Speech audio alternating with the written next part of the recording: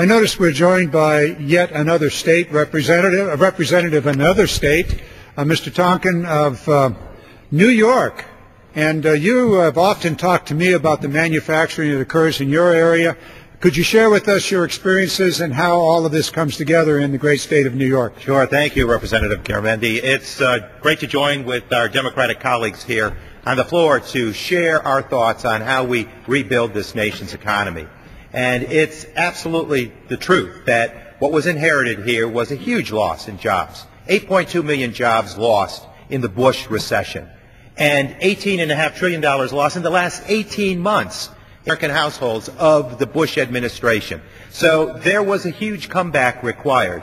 What we have here is an opportunity, I believe, to really express the strength of this nation. The strength of our nation is the intellect. The intellectual capacity of this nation, when embraced, can inspire a wonderful, wonderful era of innovation. And we have seen it throughout our history. When we professed that we were going to land a person on the moon, when we entered the global race on space under the leadership of President Kennedy, we made it happen because people saw the goal. They believed that we were the greatness of America, and that greatness was expressed by a nation that invested in technology that landed us on the moon. And so we're at that same juncture. It's a repeat of history almost, as the President asked us in the Recovery Act to invest in basic research, to invest in R&D, in research and development. That allows us to develop all sorts of responses to basic needs.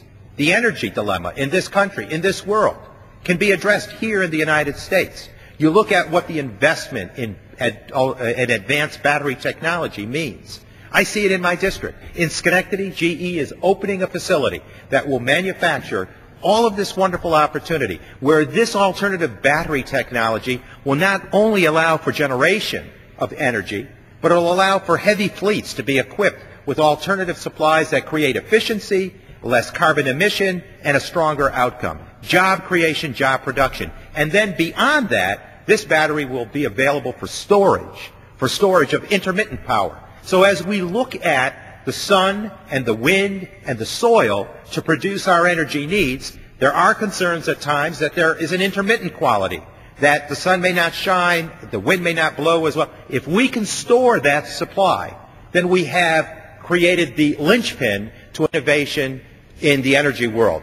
That is happening as we speak. And those batteries will be developed and manufactured here in this country. It's what we're talking about. Do we want to go from purchasing fossil-based fuels from unfriendly nations in the Mideast to purchasing solar panels from China? Not at all. We can produce here in this country. But it's about choosing the right policies. It's about relying on the right course. It's about placing trust and confidence in leadership. Do we want the failed leadership that continues to promote the policies of the past, where Republicans in this House will stand on the floor and say, privatize Social Security, put it to the whim of the investment market? What would have happened if we had transitioned that with the failure of Wall Street?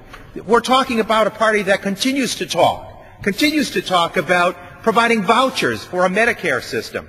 I don't want to balance a budget on the backs of hard-working seniors who now earn their retirement years. They want Social Security and Medicare to stay intact. We're talking about a party that said addressing Wall Street reform is like attacking an ant with an atom bomb.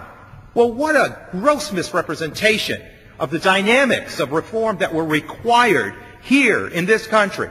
So it's about going out to the past, reaching out to the past, and all those failed policies were a $236 billion deficit or surplus, which was projected to grow into a $5.6 trillion surplus, was destroyed. It was usurped by failed policies. Or do we choose to go forward with progressive leadership, with recovery that we're seeing, investment in our intellect, investment in our innovation, and putting together the resources that enable us to go forward to make it in America again, to manufacture here in the United States? We have that ability. We have the course established.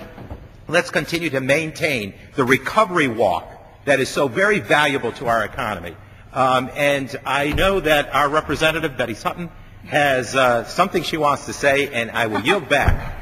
Before, if I might yield to me, I've been asked, well, I should do this.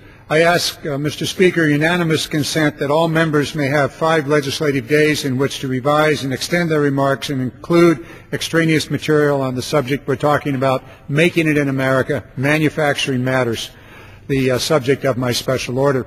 Without objection, so ordered. We've got about 10 or 12 minutes, and so we're going to do what we call lightning rounds. And we'll go around and we want to cover this ground as completely as we can. I noticed that our